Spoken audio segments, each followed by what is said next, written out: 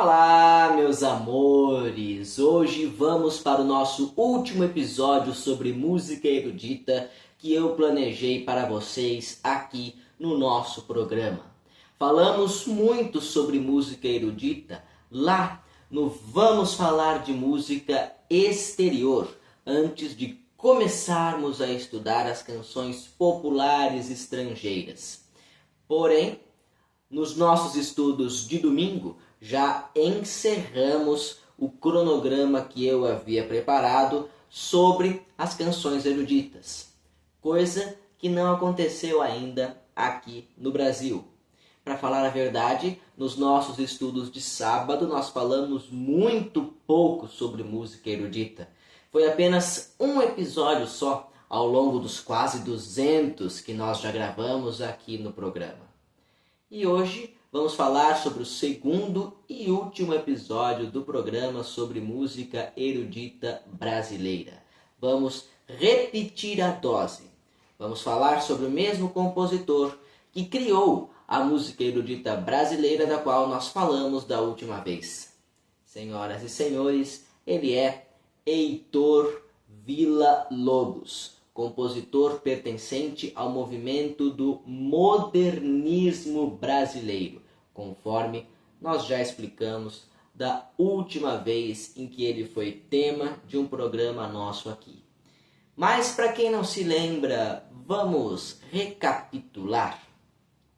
O modernismo brasileiro era um movimento que, tanto na música quanto na poesia, na prosa e nas demais modalidades artísticas, como a pintura, o teatro ou as artes plásticas e cênicas em geral, era um movimento que se baseava no nacionalismo de uma forma não ufanista, não romantizava, que acabava demonstrando um demasiado interesse pela cultura popular do nosso país, ok? Ao mesmo tempo, nós podemos encontrar entre as principais características do modernismo brasileiro, especificamente da primeira geração, a antropofagia.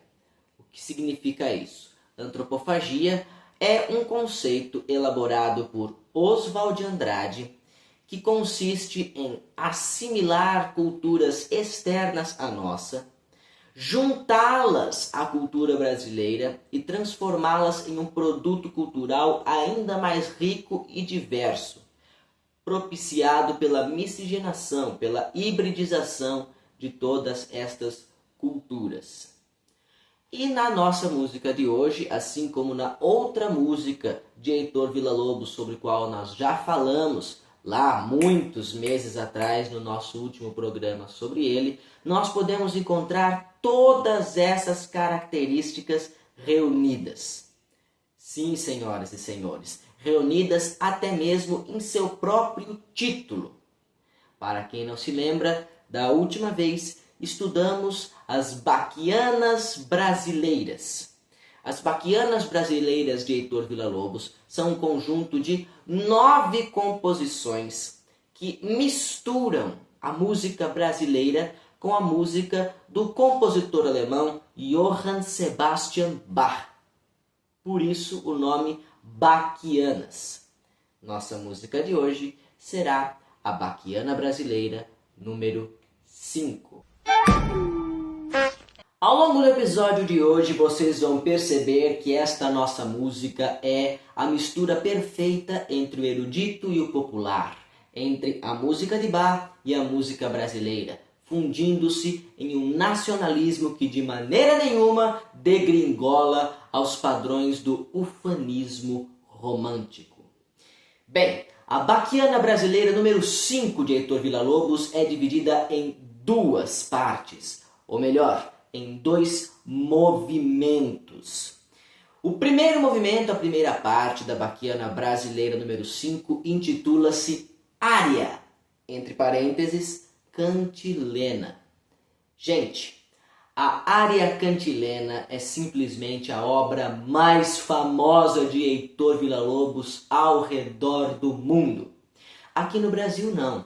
Aqui no Brasil, esse primeiro movimento da Baquiana Brasileira número 5 rivaliza em popularidade com o Trenzinho do Caipira, que está presente no quarto movimento da Baquiana Brasileira número 2, conforme nós já estudamos anteriormente, lembram? Porém, internacionalmente, sem sombra de dúvidas, a Área Cantilena é a obra mais famosa, a obra mais reconhecida, a obra de maior sucesso de Heitor Villa-Lobos. Enfim, vamos nos debruçar sobre este título. Área. Esta palavra, área, remete à música de Bach, mais especificamente às suítes de Bach, que eram divididas também em vários movimentos e, na maior parte das vezes, pelo menos um destes movimentos se intitulava área. No caso da nossa música de hoje, da Baquiana Brasileira número 5, este primeiro movimento tem inspiração abertamente, francamente oriunda da área da quarta corda, a famosa área da quarta corda, ou então área da corda sol. Trata-se de uma canção que pode ser conhecida por estes dois nomes e que está presente na suíte número 3 de Johann Sebastian Bach. A melodia desenvolvida na área da quarta corda de Johann Sebastian Bach é muito parecida com a melodia principal, com o tema principal do primeiro movimento da Baquiana Brasileira número 5, ou seja, da área cantilena. A diferença é que, lá na suíte número 3 de Bach, a melodia da área da quarta corda é tocada por violinos, enquanto aqui, na área cantilena, eu vou explicar, porque esta melodia ela é desenvolvida várias vezes ao longo da música de maneiras bastante distintas. Primeiramente, ela começa sendo desenvolvida por uma soprano em vocalize, ou seja, a cantora está de fato cantando, porém sem dizer uma palavra. Ela diz apenas um som vocálico, que neste caso é a letra A.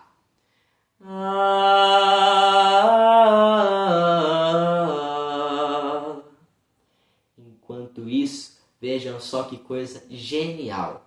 Os violoncelos, que são os únicos instrumentos a soar nesta música, com exceção da voz da soprano, estão tocando em pizzicato. Pizzicato é uma técnica que vem do italiano que quer dizer beliscado. Ou seja, os instrumentistas, os cellistas, apenas beliscam as notas de seus instrumentos como se estivessem dedilhando um violão. Veja que coisa! O conjunto dos violoncelos em pizzicato lembra o dedilhado de um violão. E é aí que aparece a música popular brasileira no meio da obra de Villa-Lobos. Não é genial? Ou será que não? Esse dedilhado dos violoncelos chega até mesmo a lembrar o som do choro, do chorinho. Vejam só que genial esse Heitor Villa-Lobos. Em seguida, depois que a soprano acaba de desenvolver em vocalize a melodia principal da área cantilena, um dos violoncelos se destaca do grupo, deixa de tocar em pizzicato e começa a desenvolver a mesma melodia. Ponto. Esta é a primeira parte da música. Na segunda parte, a soprano desta vez passa a cantar propriamente, ou seja, não em vocalize, mas cantar versos de fato, versos populares da nossa literatura brasileira, versos compostos por uma poetisa chamada Ruth Valadares de Correia, cuja fotografia eu, infelizmente, não consegui encontrar para mostrar aqui para vocês. Estes versos são a cantilena da nossa música de hoje. Ou seja, o que isso quer dizer? São uma cantiga até mesmo bucólica, que a soprano desenvolve nesta segunda parte deste primeiro movimento, desta quinta baquiana brasileira. Vocês estão acompanhando? Pois muito bem. Depois que a soprano termina de cantar sua cantiga, vem a terceira e última parte da canção, que já vai se encaminhando para o fim. Os violoncelos voltam a tocar em pizzicato e a soprano volta a desenvolver a melodia inicial, porém desta vez não em vocalize e também não cantando versos propriamente ditos, mas em boca chiusa, ou seja, de boca fechada.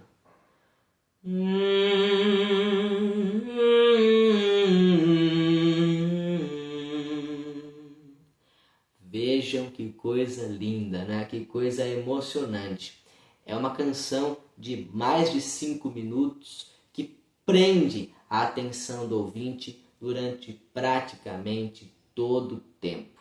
Não é à toa que, conforme eu disse para vocês, esta é a obra de Heitor Villa-Lobos internacionalmente mais reconhecida. Bem, eu vou deixar aí embaixo na descrição do vídeo um exemplo, uma amostra desta canção para vocês conhecerem, para vocês entenderem do que é que eu estou falando. Não entendi! Trata-se de uma gravação do ano passado, 2023, na interpretação da própria Orquestra Villa-Lobos. Eu espero que vocês gostem. E agora vamos falar sobre o segundo e último movimento desta baquiana brasileira número 5 de Heitor Villa-Lobos. Trata-se de um movimento intitulado Dança, entre parênteses, martelo. Cuidado, hein? Tem muita gente que se confunde e pensa que é Dança do Martelo. Não tem nada a ver. Esse título vocês já vão entender. Daqui a pouco eu já vou explicar. Mas antes eu gostaria de deixar clara a minha opinião. Apesar de a área cantilena, o primeiro movimento, ser a música mais famosa de Heitor Villa-Lobos internacionalmente, a música mais reconhecida, de maior sucesso, eu, na minha humilíssima opinião, prefiro 1000 vezes o segundo movimento. De verdade, eu tomo essa licença de discordar da comunidade musical internacional. Na minha opinião, o segundo movimento, a dança martelo, é muito mais legal do que o primeiro. Talvez porque eu tenho uma relação pessoal com esta música. Sabe, quando eu estava prestando vestibular, lá em 2019, caiu no Enem uma questão sobre a letra deste segundo movimento, da dança martelo. E eu lembro que eu acertei essa questão, era uma questão difícil. E eu acertei, fiquei orgulhoso. Então, eu me lembro disso e talvez por isso eu prefira a dança martelo em vez da área cantilena. Ou talvez não. Talvez pode ser simplesmente o meu gosto pessoal, a minha opinião mesmo. Não sei. Só sei que eu discordo da opinião desse consenso internacional de que o primeiro movimento é uma obra melhor, uma obra mais renomada, certo? Enfim, vamos agora explicar o título, conforme eu prometi. Eu dizia que este título Dança Martelo não pode ser confundido de maneira nenhuma com Dança do Martelo. Por quê? Porque, novamente, a primeira palavra, a palavra que vem fora do parênteses, refere-se à música de Bach, às suítes de Bach. porque assim como dentre os vários movimentos destas suítes sempre havia algum intitulado área, também sempre havia algum intitulado dança. E dança com S, diga-se de passagem, porque é a forma arcaica da escrita desta palavra, originária do latim. Inclusive, algumas versões da própria Baquiana Brasileira número 5 trazem a palavra dança escrita com S. Não é um erro de ortografia ou uma distração, um erro de digitação. Não tem nada a ver. É apenas uma recuperação da forma arcaica latina, da mesma forma como fazia Johann Sebastian Bach. Ok? Então, esta dança refere-se ao movimento das suítes de Bach. E o martelo? A que se refere o martelo? Diferente do que vocês podem estar pensando, não se trata da ferramenta martelo, mas sim de um tipo de poesia brasileira, originária, por sua vez, da França, mas que aqui no Brasil recebeu suas características regionais no Nordeste. Sim, é um tipo de poesia francesa que foi apropriada pelos cordelistas nordestinos de um jeito muito brasileiro. Está aí a antropofagia novamente, né? Heitor Villa-Lobos misturando outra vez a música de Bach com a poesia brasileira. Desta vez com a poesia nordestina e cordelista. Não é brinquedo não, hein? O ritmo deste segundo movimento é muito mais agitado, é muito mais rápido do que o primeiro. Os violoncelos atacam logo em fortíssimo, numa velocidade muito alta, e são acompanhados pela soprano, que também ataca, desenvolvendo uma melodia na qual ela canta versos propriamente ditos, compostos pelo nosso saudoso poeta também do modernismo, Manuel Bandeira. Estes versos foram compostos por Manuel Bandeira sob encomenda pelo próprio Heitor Villa-Lobos, ou seja, estes versos foram compostos especialmente para a nossa música de hoje. São versos que vão falar sobre Irerê, o passarinho do sertão do Cariri, sertão do Nordeste, remetendo à poesia do martelo. Os versos de Manuel Bandeira cumprem a função do martelo neste segundo movimento da Baquiana Brasileira número 5. Bem, estes versos vão falar sobre os cantos de diversas aves do Brasil, além do próprio Irerê. Nós temos também o bem-te-vi, o sabiá, a patativa, a cambaxirra, o juriti, entre muitos outros. Há, inclusive, um determinado momento em que a letra da música imita onomatopeicamente o som do cantar destes pássaros. Sim, a soprano canta lá, lia, lia, lia, lia, lia, lia, imitando o som dos pássaros cantadores que são descritos na letra da música. É uma coisa linda, minha gente, é uma coisa de fato preciosa, que eu espero demais que vocês gostem. Percebam também que este ritmo que eu desenvolvi agora, nesta palhinha, nesta breve palhinha que eu dei para vocês, de como a soprano imita o som dos bichos, já não tem uma velocidade tão grande quanto o ritmo intenso do começo da música.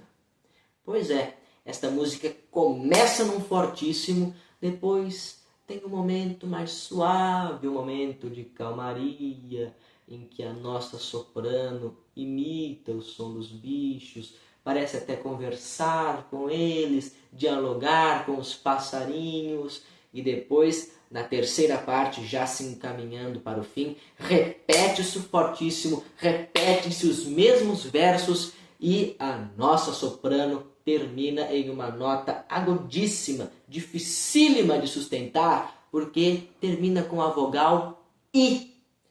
Ela diz, pra cantar no Cariri, I. Só que é claro, em um tom muito mais agudo do que esse que eu fracassadamente tentei apresentar para vocês, não é? Vocês me desculpem a minha incompetência, mas de fato eu estou longe de ser soprano. Tá bom. Eu vou deixar também aí embaixo na descrição do vídeo mais uma interpretação da Orquestra Villa-Lobos, da própria Orquestra Villa-Lobos, porém desta vez interpretando a Dança Martelo, ok? Espero que vocês gostem. Gente, a Baquiana Brasileira número 5 começou a ser composta por Heitor Villa-Lobos no ano de 1938, com o primeiro movimento, com a área cantilena, que foi finalizada em 1939. Porém, existe um intervalo muito grande de tempo, uma lacuna muito grande entre o primeiro movimento e o segundo, que foi composto somente no ano de 1945. De modo que a nossa música de hoje estreou completa com os dois movimentos somente em 1947, quase 10 anos depois da composição do primeiro movimento da área cantilena que se deu em 1938. Portanto, 9 anos para ser exato. Curioso, não? E é com esta curiosidade que eu finalizo o nosso programa de hoje. Ficamos por aqui, encerramos de uma vez por todas os nossos estudos sobre música erudita, seja internacional ou brasileira. Quer dizer, vamos ver, né? Não podemos dizer desta água não beberei, ou ainda desta água não tornarei a beber, mas segundo os planos que eu tenho até agora, não voltaremos a falar sobre música erudita no nosso programa. Mesmo assim, peço que vocês continuem nos acompanhando nos nossos programas sobre música popular. Semana que vem eles estarão de volta e vamos começar o ano de 1939. Tá bom? Gente, espero vocês lá. Espero que tenham gostado do programa e semana que vem tem mais. Um abraço no coração de vocês, beijos na alma de cada um e lembranças do Emílio. Tchau, tchau.